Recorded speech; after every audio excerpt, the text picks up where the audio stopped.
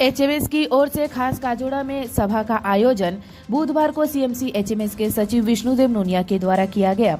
इस मौके पर मुख्य अतिथि के रूप में एचएमएस के राष्ट्रीय महामंत्री हरबचन सिंह सिद्धू उपस्थित रहे। इनके अलावा एचएमएस के महामंत्री शिवकांत पांडे, हिंदी प्रकोष्ठ के जिला अध्यक्ष सिंटू भुइया, प्रफुल्ल चटर्जी समेत तमाम अतिथि मौजूद रहे। उपस्थित सभी अतिथियों को गुलदस्ता देकर और शॉल ओढ़ाकर सम्मानित किया गया।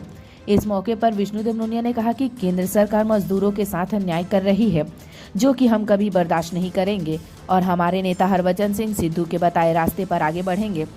वहीं दूसरी तरफ इस दौरान हरबचन सिंह सिद्धू ने कहा कि गवर्नमेंट चाहती है कि कोल माइंस को ठेकेदारों को बेच दिया जाए और अगर ऐसा होता है तो फिर हमारे काम करने वाले वर्कर्स कहाँ जाएंगे, उनकी नौकरी की सुरक्षा कौन करेगा। उन्होंने यह भी कहा कि अगर सरकार श्रमिकों के साथ मनमानी करेगी, 8 घंटे से ज्यादा उन्हें काम करवाएगी तो फिर भविष्य में सभी मजदूर संगठन मिलकर बड़े पैमाने पर आंदोलन करेंगे।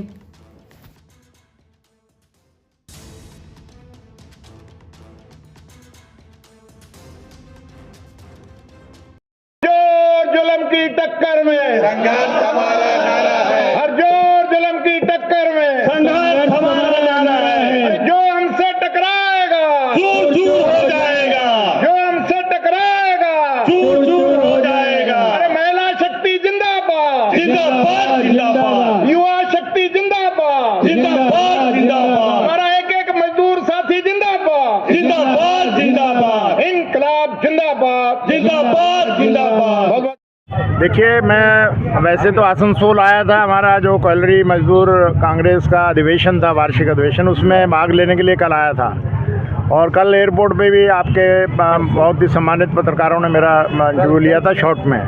बाद में कल भी आपके पत्रकार आए थे, उनको भी सम्मेलन के बाद में वहाँ पर चुनाव भी हुआ। नवनिर्वाचित जनरल सेक्रेटरी और दूसरे पदाधिकारी मंच पर मेरे साथ बैठे हैं। परंतु हमारे पास ऐसी पूरी भारत सरकार के डिसीजनों की प्रतियां हमारे पास हैं, कॉपियां हैं, जिससे गवर्नमेंट चाह रही है कि कोल माइंस को ठेकेदारों के हाथ में बेच दिया जाए और उसका नाम वो कुछ भी दे रहे हैं। रेवेन्यू शेयरिंग में बोल रहे हैं, कभी वो कह रहे हैं एमडीओ मोड में दे देंगे, कभी वो कह रहे हैं बोली लगा के दे देंगे। तो हमारे देश का कामगार जो बेरोज़गार है और जो लोग बाग काम कर रहे हैं वो कहाँ जाएंगे, उनकी नौकरी की सुरक्षा कौन करेगा।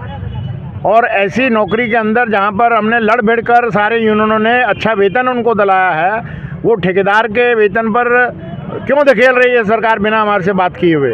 तो लिहाजा ये रोष है कोल के कर्मचारियों में, यूनियनों में अशांति हो रही है पूरी माइंस के अंदर कि अगर भारत सरकार इस तरीके का तानाशाह का रवैया अपनाएगी और हमारे रोजगार को ठेकेदारों के हाथ में कौड़ियों के भाव में अपने चुनिंदे मनपसंद बड़े बड़े पूंजीपतियों को देंगे, तो इसको देश की जनता है और देश का मजदूर कभी भी टॉलरेट नहीं करेगा। अच्छा। तो लिहाजा यहाँ पर हमारे जो नेता हैं यहाँ के निराला जी, जो हमारे कॉलरी मजदूर कांग्रेस के नेता है सम्मानित, तो उन्होंने ये सभा का आयोजन किया था अपनी पूरी यूनियन की और जनरल सेक्रेटरी के सहयोग से, और हमें उन्होंने निमंत्रण दिया। मुझे बड़ी खुशी हुई, मैंने उनका निमंत्रण कबूल भी किया और हज़ारों की तादाद में आपके सामने यहाँ पर रहने वाले, काम करने वाले मजदूर और उनके फैमिली हैं उसमें हिस्सा लिया। और उन्होंने हमारे को सुनने के बाद अपना रिजल्ट भी सुना दिया कि अगर उनकी नौकरियों को भारत सरकार अपने आदेश से बेचने का काम करेगी, ठेकेदारों को लादा जाएगा, नौकरी के 8 घंटों को बढ़ाया जाएगा, कानून जो बदले हैं उसको लागू करेंगे,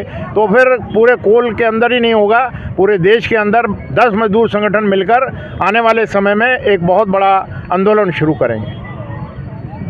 अच्छा, कल जो अधिवेशन हुआ उसमें मुख्य रूप से किस बात पर चर्चा हुई है? कल जो हुआ है उसमें यही हुआ है कि जो प्राइवेटाइजेशन है इसको ये देश के फ़ायदे में नहीं है। इसके अंदर अनसेफ वर्किंग हो जाती है, वर्कर की जान चली जाती है, उसको सरकार अपने हाथ में ही रखना चाहिए। जहाँ पर लोगों की बीमारियाँ फैल जाती हैं, कोल माइन में अंडरग्राउंड में जो कोला निकालेगा वहाँ पर उसको ऑक्सीजन कौन देगा, उसकी कौन व्यवस्था करेगा, उसका वेतन अच्छा होना चाहिए, उसके बच्चों को एजुकेशन का कौन ख्याल रखेगा, उनकी बीमारी का कौन ख्याल रखेगा। तो इनके ऊपर सब इन्होंने प्रस्ताव पास किए हैं और इन्होंने समर्थन दिया है हमारे केंद्रीय मजदूर संगठनों के डिसीजन को कि जो कॉलरी मजदूर कांग्रेस है ये अपने पूरे साथियों के दमखम के साथ पूरे नेताओं ने इसके ऊपर वायदा किया, आप भी वहाँ पर थे, कि ये पूरे जो दिल्ली से हमारा 10 मजदूर संगठनों का जो एक जॉइंट प्लेटफॉर्म है, किसानों के साथ मिलकर अभी और मजबूत कर लिया है। जो भी आदेश आएगा उसको ये मजबूती से लागू करेंगे। काफी संख्या में देख रहे हैं कि यहाँ पर एचएमएस ज्वाइन करा ले, क्या बोलिएगा? एचएमएस एक ऐसा संगठन मजदूरों का है जो मजदूरों ने खुद बनाया है। हमारा कोई भी किसी भी पॉलिटिकल पार्टी के साथ कोई भी एफिलेशन नहीं है।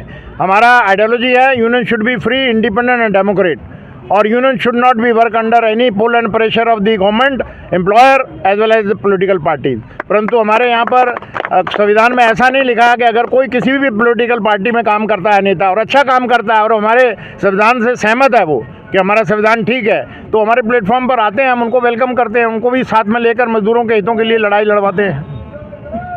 Thank you.